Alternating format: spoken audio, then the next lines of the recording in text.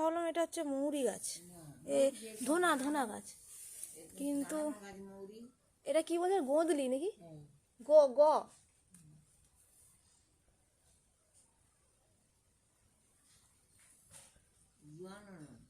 জোয়ানো নয়, এটা গোঁদলি। হ্যাঁ, এটা ধনে পাতা নয়।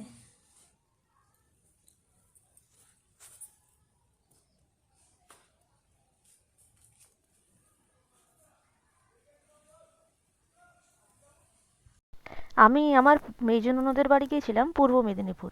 তো ওখানে গিয়ে একজনের বাড়িতে আমি এটা দেখতে পেয়েছিলাম। তারপরে আমি এই গাছগুলো ওখানে পুরো রাস্তার ধার, সবার বাড়িতে পুরো ভর্তি, এবং রাস্তার ধারেও এই গাছগুলো রয়েছে প্রচুর।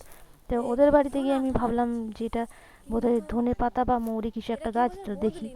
তো গিয়ে জানতে পারলাম এটা হচ্ছে গোন্দলি গাছ। মানে এটা পুরো জোয়ানের মতো দেখতে, একদম জোয়ানের মতো দেখতে।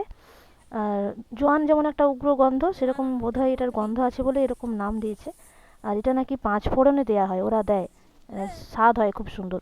পাঁচ ফোড়নে দিলে নাকি তরকারির স্বাদ হয় খুব ভালো।